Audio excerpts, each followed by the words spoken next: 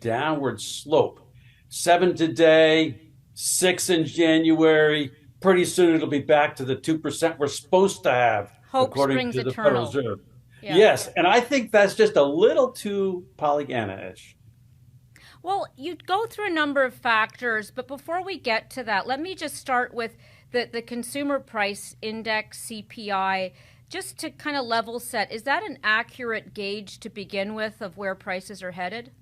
Well, it's the best we've got, and we depend on the Bureau of Labor Statistics to track hundreds, thousands of different things, the price of cottage cheese, the price of a movie ticket, and to add it all up and to weight it the right way. That's a tricky business right Yeah. there because people's market baskets change over time. That gets complicated. And it's also complicated because quality changes. You really can't compare today's iPhone with the iPhone of 5 years ago. Yeah. If you did, oh, you'd go crazy saying that today's iPhone has 5 times as many transistors in it. At any rate, the BLS does a very credible job, except on one thing. What? That, I think, is the cost of housing. Mm. And the reason that they struggle with this cost of housing is that it isn't simple. You can't just take the price of homes, which kind of shoot up during a pandemic boom, and don't necessarily represent an increase in the cost of living in a house. But whatever they're doing, I think they're undercounting it. And I think this is going to catch up with them. And when it does, we're going to see an upward push in the CPI. So right now, something that's called owner equivalent rent. That sounds Yeah. very abstract, but that's 30% of the CPI.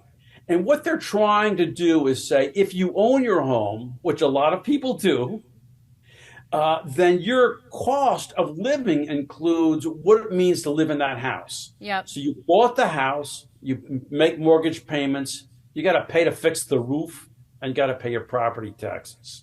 How do you add all that up? And the BLS, the Bureau of Labor Statistics, has struggled with this for decades. They used to do it totally wrong. They used to look at mortgage payments when that number gets all screwed up because of the way interest rates change. Right. And the new system, I don't think is a whole lot better. The new system extrapolates from what happens to rental properties, which I think are totally different.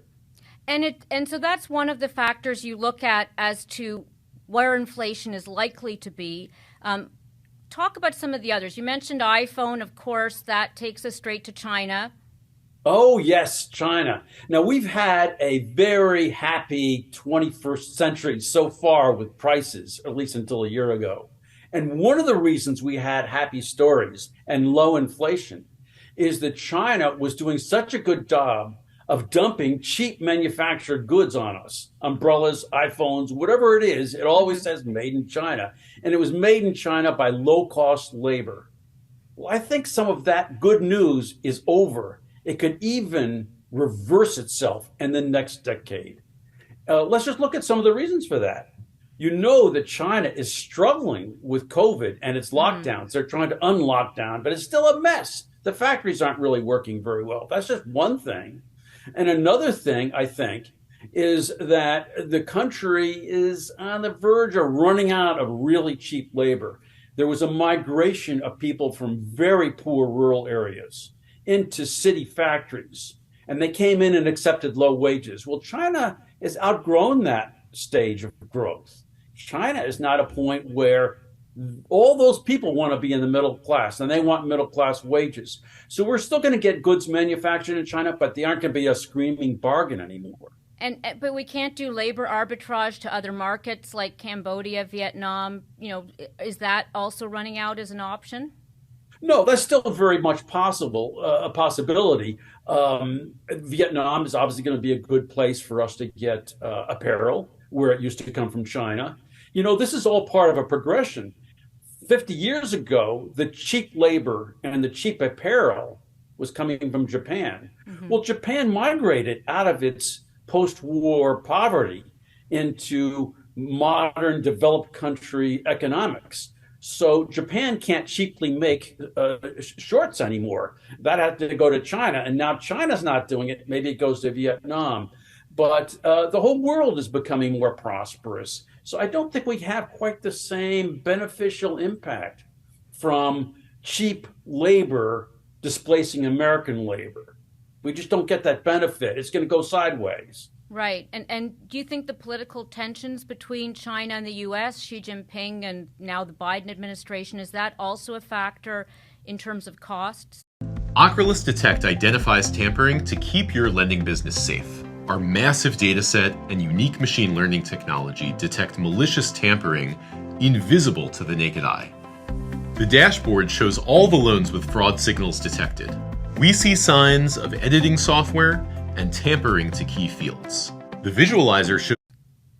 Well, there's two things going on. One is that I think a lot of American manufacturers are having some uneasy feelings about leaving too much of their production in China.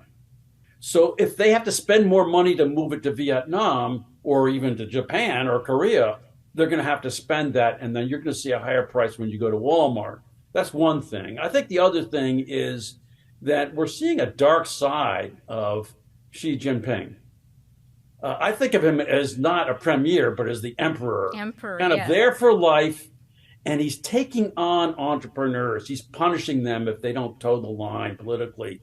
And I think that means that there's going to be more migration of capital and talent out of China. And it's not going to be a great place for Apple or anybody else to do all their manufacturing. They'll do some, but they won't be able to do all of it there the way Apple was until recently.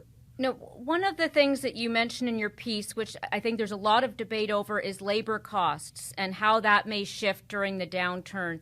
You are not optimistic.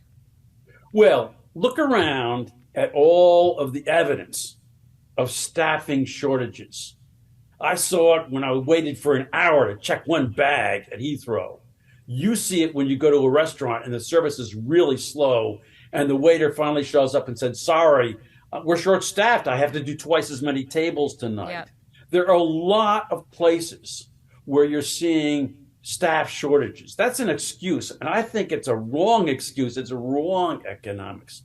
What's really happening is that that restaurant or that airline at Heathrow is not paying enough to get all the talent they need in the door. Mm-hmm. And they're eventually going to catch up to that reality. They're going to have to raise their wages. They're going to have to raise their menu prices to cover the wages. They're going to have to raise their airline ticket prices. And there's a lag here.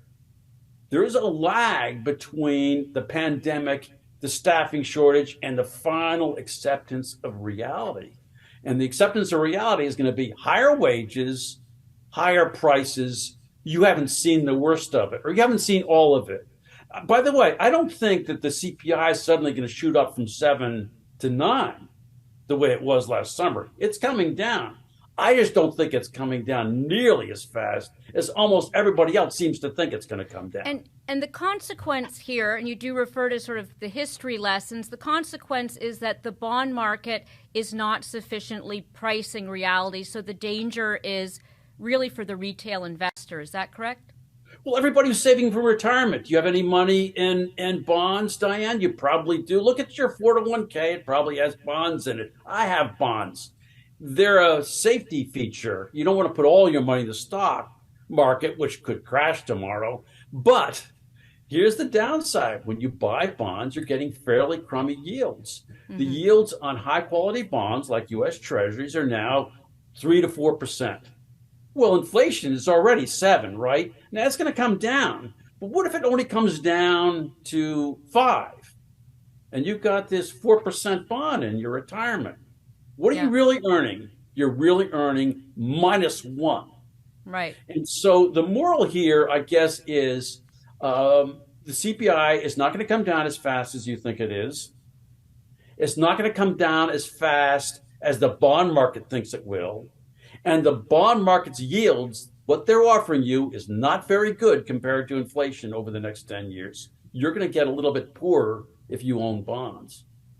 Any advice? You know, obviously balance is one thing, but even in terms of what to look at as signals, you mentioned like the Fed, of course, everybody looks at that for signaling for the economy. Anything that you're looking at in particular for 2023 that we should keep our eye on to just, you know, right size expectations? Well, I mean, I start by looking at two treasury yields, and you can go online and under the U.S. Treasury Department and find these very quickly. If you look at the regular nominal bond yield, it's, as I say, it's around 3 to 4% for longer term bonds. Then you can scroll down and you could look at what do you get if you have inflation protection. And right now it's around 1.3 to 1.5% yield. And it's the 1.3 to 1.5 that you could get if you bought inflation protected bonds and you want to be conservative in your retirement and you bought those, you could be assured that you'll get your money back and then a little extra. And if you buy the other bonds, which seem to pay more, then I think you're going to be disappointed. Inflation runs at 4%, you get 3.5 in your bonds, you're losing money. So protect yourself. Thanks, Bill. Thank you, Diane.